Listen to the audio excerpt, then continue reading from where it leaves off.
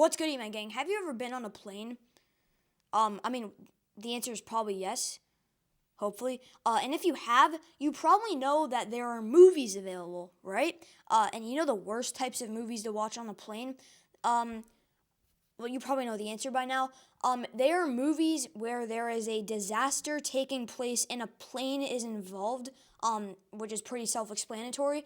And a movie that opened up the year that I also reviewed on this channel was called Society of the Snow, a movie about a group of survivors trying to survive a brutal plane crash, and they end up being stranded in like a huge mountain with a lot of snow, and they're really cold, and then they have to do something that I'm not going to name, but yeah, just go watch it. It's really good. Anyways, and to close out the year, we get Carry On, a movie where there is something with a threat to make you drown in your own blood being smuggled onto a plane.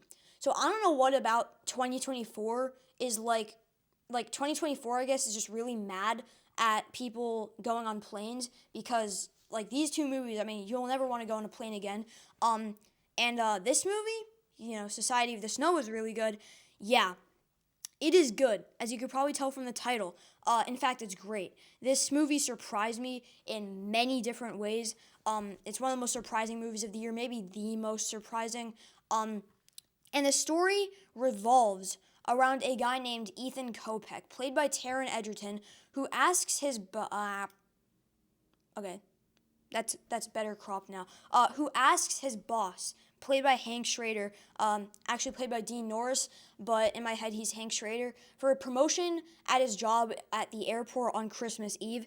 And Hank Schrader gives him a promotion to the job where you do the little check-ins for like the bags at the airport. You know that thing where like you put your bags, you have to make sure you're not like hiding anything that like could potentially nuke the world or something.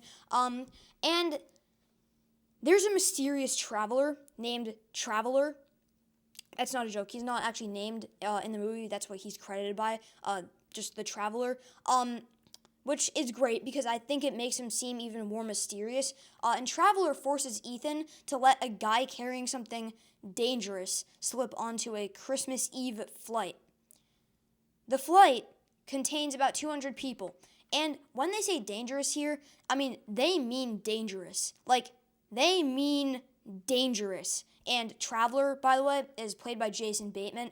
And Jason Bateman, not Jason Bateman, whatever I said.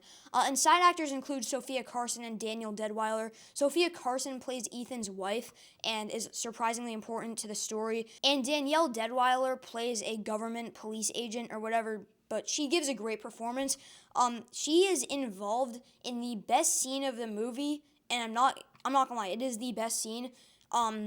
It is a gunfight or fight, physical gunfight in a car, and it has some of the most experimental and coolest filmmaking of the year, which, I mean, it isn't saying that much because, we got Challengers, we got Dune Part 2, but it is amazing. It is glorious to watch.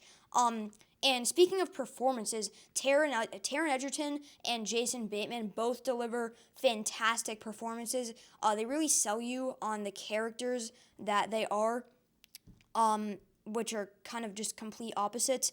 The movie is thrilling from start to finish. It's white-knuckled, intense, crazy. I mean, it probably helps. Like, the reason I liked it so much, it's not the reason I liked it so much, but it does help that I watched Die Hard 2 a couple days before, and that movie is a way worse example of how to do like an airport action thriller. And I think after the movie really gets going at like the 15 to 20 minute mark, like after Ethan really settles into his new, promotion, it does not stop. It is literally a complete fright plane for the rest of the time. Okay, anyways, yeah, it never gives you a break from the tension. I was nervous, on the edge of my seat. It's always making you question, like, how the characters are going to get out of the situations they've been placed in, and it's really just nerve-wracking, and especially Ethan, how he's going to get out of these situations. That poor guy, bro. He's going through it during the movie. I'm not gonna lie. And his face really sells it. Taron Egerton is great with faces. It's wildly entertaining. The filmmaking in the car scene is amazing. Like I said, I mean, I can't get over it.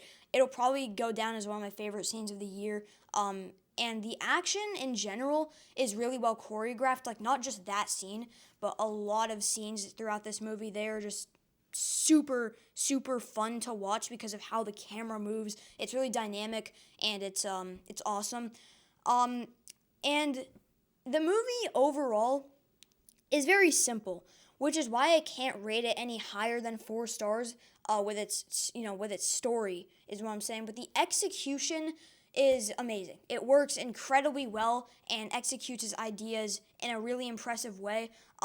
It probably will go down as the underrated gem for me in 2024 for movies.